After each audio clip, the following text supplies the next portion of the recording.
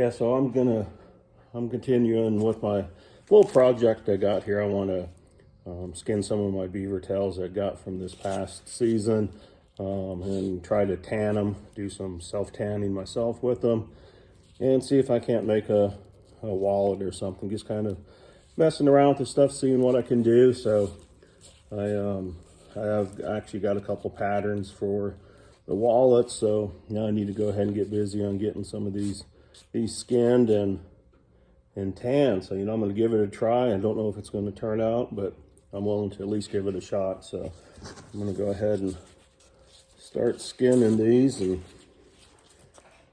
I'm just going to start down here at the base, right where I cut them off of the beaver, and go right down the side on it.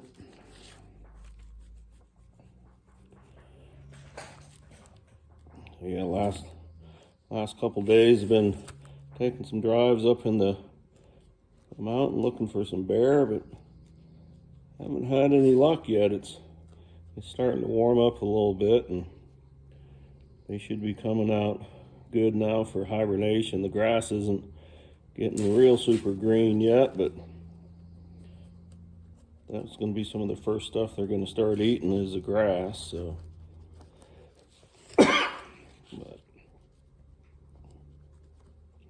yeah, I'm just trying to real carefully cut these tails down the side without poking any holes in the leather. So I don't know, see if I can get this opened up a little bit so you can kind of see I got it split a little bit there. So and I'm gonna try to do the other side real super careful. And I think yesterday, day before, and didn't do too bad of a job on it. Towards the tip of the tail down here, I kind of tore it a little bit, but I think there's still some good usable pieces out of it. So I'm gonna try these ones a little bit different. I'm gonna skin just a little bit, and then I'm gonna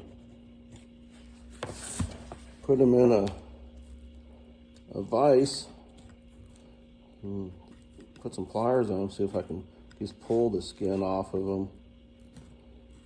I'm thinking that should work. It's fairly easy to come off, so instead of trying to do so much skinning,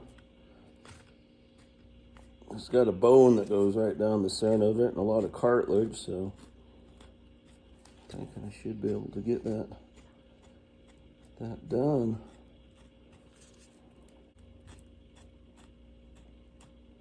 Yeah, see, got that opened up on one side of the tail, so I'm going to flip it over and get the other part kind of pulled off of the bone and just down an inch or two, and then I'll go put that bone part in the vise and put a pair of channel locks on it and try to see if I can pull the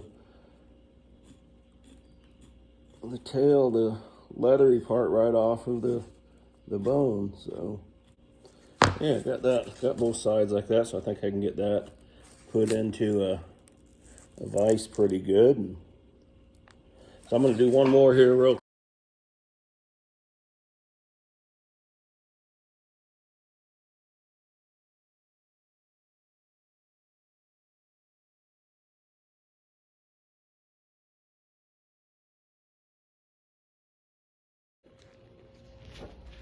So yeah, see, I got these two beaver tails all skinned. Actually stuck the bottom piece of the tail here in a vise and was able to just pull the hide right off of them. So that's what I ended up with. So now I'm gonna have to take these here. I'll take these chunks of fat and the bone and stuff, chop them up, put them into a jar, render them down for some. It makes beaver tail oil, so I'll use that while I'm making my lures and stuff for trapping coyotes and fox and wolves, and a little bit for bobcat, pine marten. So But yeah, I got to get all this fat fleshed off of here. You can see there's good sized chunks of fat on there, so I'll get these all fleshed off real good and then get them dried with some rock salt. I've got actually one beaver tail, 2 sides here covered with some rock salt drying. So that's the first step in tanning them. You suck all the moisture out, dry them out, and then start pickling them. So I'm gonna get them all dried first, and then get the stuff ordered for tanning them, and start working on the tanning. Yeah, so let me go ahead and start fleshing these, and I get a couple of them fleshed. And all right, yeah, I'm back with you here. I got these these 2 beaver tails that I had skinned out, got them all fleshed and everything.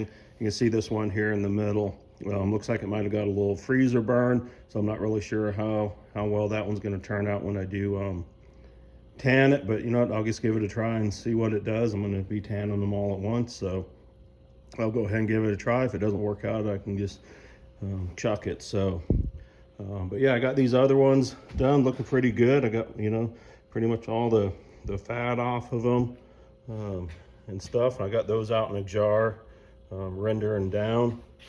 So I got one more tail for today. I'm gonna take bigger jars. There's one I started yesterday. I just chopped up a bunch of beaver tail pieces and put in there, and that's all the fat and stuff from the 2 that I just got through doing. So I guess I let those render down, use those for some lure. All right, yeah, so I got these 3 beaver tails all skinned and fleshed. So now I got the next step in starting the process of the tanning. Have to cover them with salt, so the salt will suck all the moisture out of them, dry them out, and start the process. So that's what I'm going to do now, is just cover them all up completely with this salt. Let them set for a couple days till they get good and dry, and then I'll have the stuff to start the tanning process. So I've got to order some of it, so I'll get that on order. Get these here covered up completely, kind of like these over here. You can see how these are all nice and covered. These have been setting for a day. I'll let them go for probably another day, and they get good and dry, and then kind of shake the salt off, and I can just put them off to the side and wait till I get the other stuff to start doing the tanning. So